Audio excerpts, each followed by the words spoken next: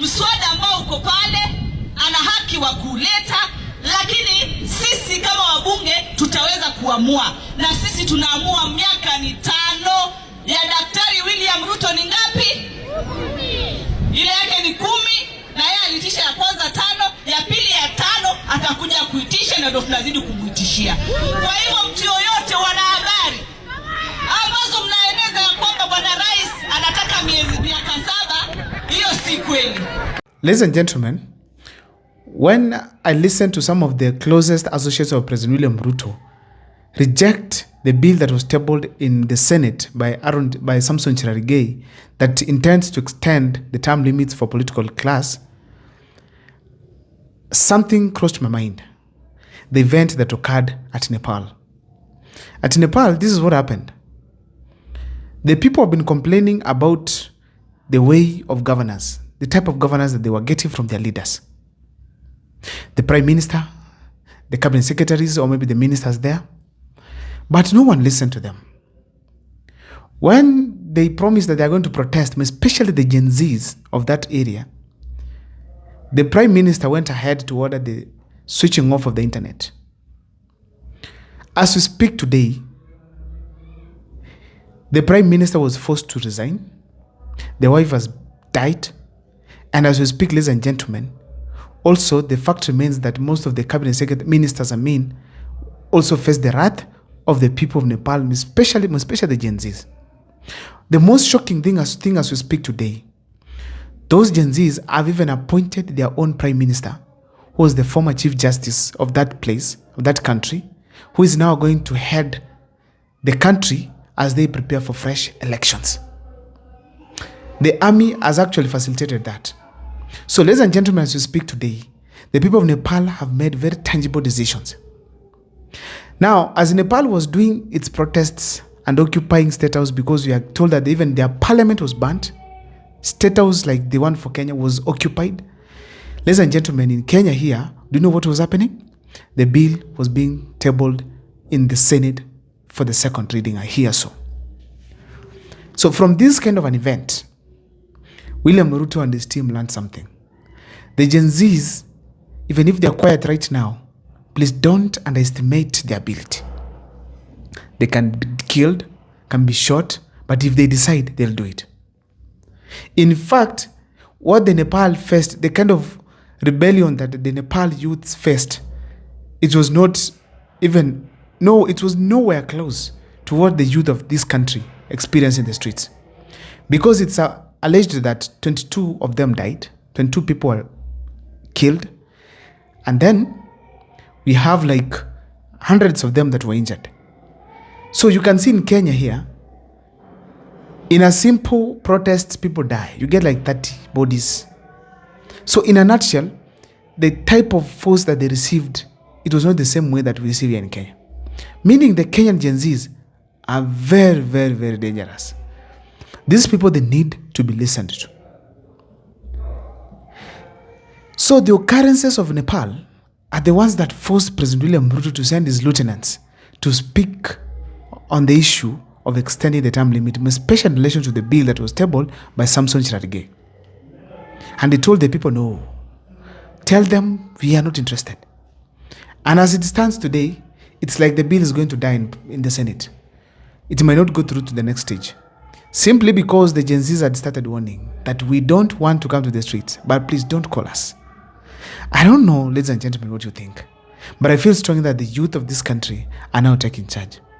However, so today, after the news had come out that they appointed the former Chief Justice, who was a no-nonsense lady, who never tolerated corruption, ladies and gentlemen, something came up in the country here.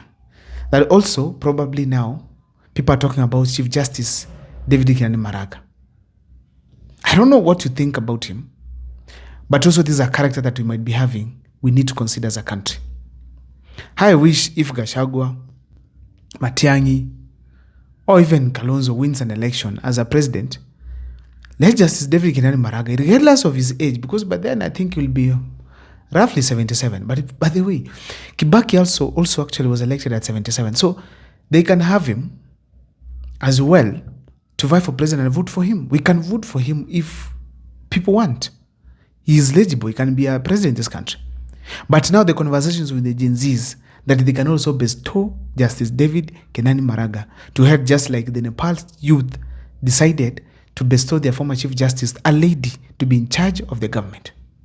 And actually, do you know what happened? The army of that country accepted. That is a professional army. They accepted the decision.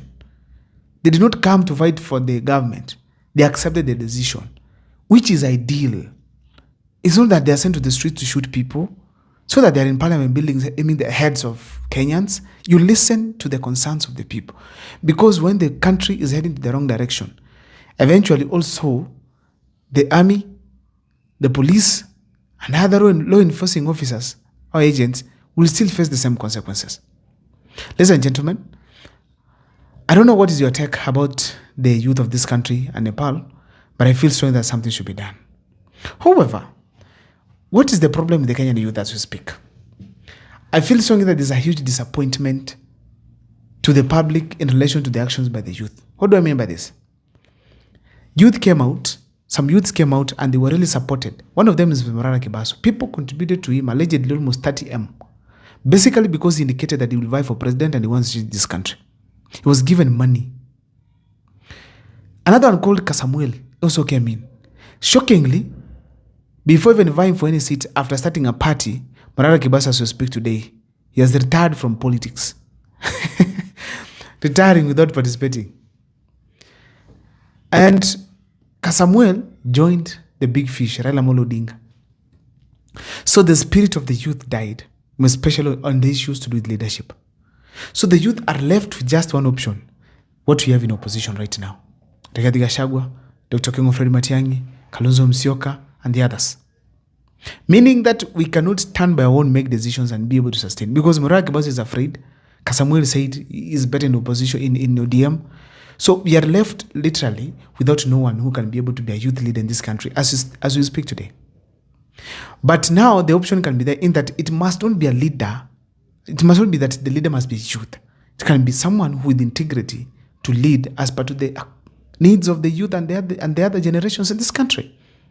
So that is where the comparison now between Kenya and of course Nepal came in. I don't know what is your take, ladies and gentlemen, but you can go watch what happened in Nepal. It is really sad. In fact, they said that even the wife of the prime minister was burnt alive in the house. I don't know whether the prime minister had passed on, but I know he resigned. Then the minister for finance was dragged, beaten, finally jumped into water to save himself. I don't know whether later on he was saved, but these people faced thorough beating. Some of the houses of these leaders were burnt. And that means they had gone beyond reasonable. They had gone beyond the imagination, the common imagination. Because how can you do things that the youth do not like?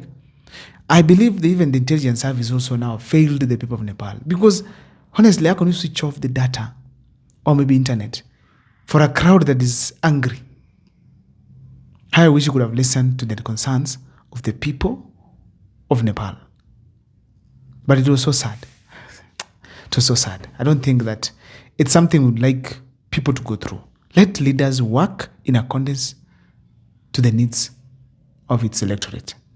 I don't know what's your take. See you in the comment section.